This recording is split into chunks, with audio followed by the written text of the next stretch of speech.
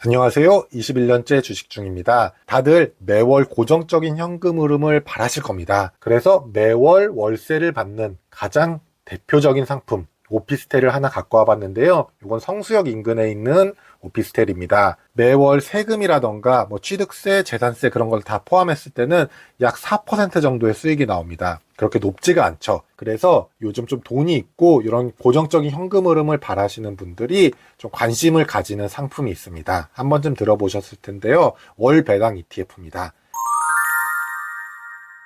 기사에 앞서서 간단한 개념 정도를 알아두셔야 되시겠는데요. 투자 수익이라고 하면은 분배금도 무조건 중요하지만 월배당이기 때문에 내가 샀을 때의 가격과 지금의 가격의 차이, 즉 시세 차익에 대해서도 고려를 하셔야 됩니다. 이게 어떤 말이냐? 쉽게 설명드리자면은 내가 분배금으로 10%의 1년 동안 이익을 벌었는데 10%의 가치가 1년 동안 떨어졌다. 그래서 이것을 더하면 투자 수익은 0이 된다. 투자하실 때는 반드시 이 배당 수익과 시세 차익을 함께 고려를 하셔서 오늘 월 배당 ETF를 보셔야 되시는 게 좀 중요하다라고 해서 이걸 준비했고요. 이제 본격적으로 이 기사 내용을 토대로 설명을 드려보도록 하겠습니다. 저는 시간 관계상 중요 내용 위주로만 설명을 드려보겠습니다. 먼저 작년 대비 종목은 2배로 늘어나고 금액은 3배까지 늘어났다라고 해서 요즘 시장에 아주 좀 관심이 많아지고 있는 상품이다라고 할 수가 있고요. 그래서 리츠 부동산 ETF에서 가장 높은 수익을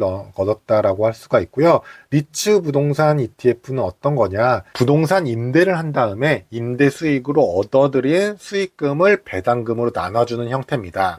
만약에 공실이 난다던가 아니면은 임대 수익률이 낮아진다라고 하면은 분배금도 당연히 줄어들고 되겠죠. 그 다음에 다음 페이지를 보시면은 커버드 콜 전략을 사용하는 상품도 수익 배당률이 높은 것으로 나타났다라고 했는데 이 커버드 콜 전략 같은 거는 쉽게 설명을 드리자면은 보험금을 받는 겁니다. 내가 만약에 예상되는 범위 내에서 주식이 왔다 갔다 하면은 그만큼의 보험금을 받는 겁니다. 그러면은 만약에 그 사건이 터진다. 보험금을 지불할 수도 있기 때문에 내가 위험할 수가 있는 거죠. 그럼 언제 내가 위험에 처해지느냐? 주가가 많은 폭으로 떨어지면 나는 손해다 라고 할 수가 있는 거죠. 그래서 내가 주가가 적당히 오르거나 적당히 떨어지면은 나의 손해는 없이 그 보험금을 받는 건데 사건이 터질 때 보험금을 지불하는 구조이기 때문에 즉 지금처럼 주가가 폭락하는 시기에는 오히려 손해를 볼 수가 있다라고 하셔서 이 부분의 위험도 반드시 좀 고려를 하셔야 되시고요.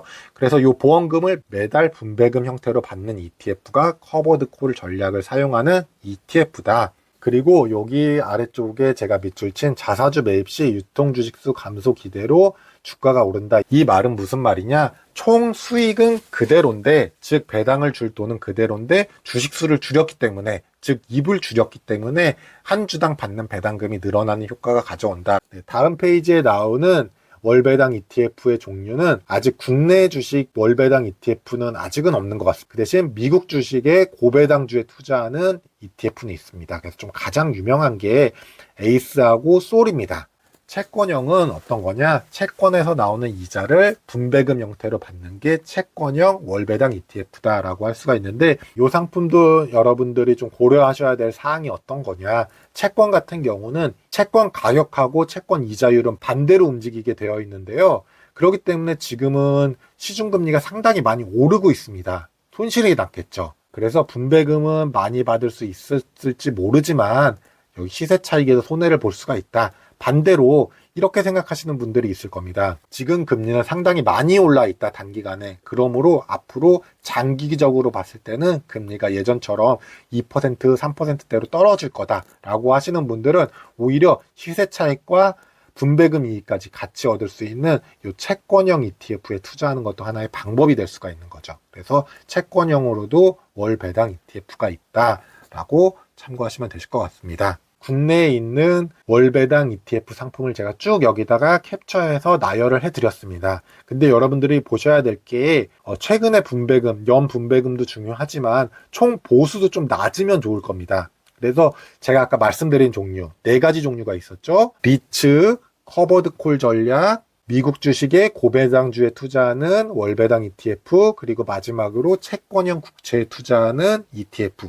그렇게 4가지 종류로 나눌 수가 있는데, 거기서 이왕이면은 좀 총 보수가 낮고 순자산 총액이 좀 높은 것을 투자하는 게 좀 도움이 될 겁니다. 그리고 연분배율도 고려하셔야 되실 겁니다. 그래서 제가 여기 3페이지에 걸쳐서 쭉 나열을 했으니까 한 번에 좀 비교해 보시기 좀 좋으실 겁니다. 그래서 오늘 영상은 여러분들이 따박따박 월세처럼 받는 현금 흐름을 만드는 방법, 오피스텔에 투자했을 때 최대 단점은 어떤 거죠? 뭐 가구수에 포함된다거나 세금이 늘어난다던가, 아니면은 공실이 났을 때 좀 골치 아픈다거나, 아니면 중간중간에 재계약할 때 귀찮음, 이런 게 발생할 수가 있는데, 좋은 월배당 ETF를 보유하고 계신다면은 매월 현금 흐름도 나올 수 있기 때문에 잘 비교해 보시고, 제가 중간중간에 말씀드린 각각의 성질의 단점 같은 경우도 잘 참고하셔서 고르시는 것도 하나의 재테크의 아이디어가 될지 않을까라고 해서 오늘 이렇게 좀 준비를 해봤습니다. 네, 오늘 영상은 여기까지고요.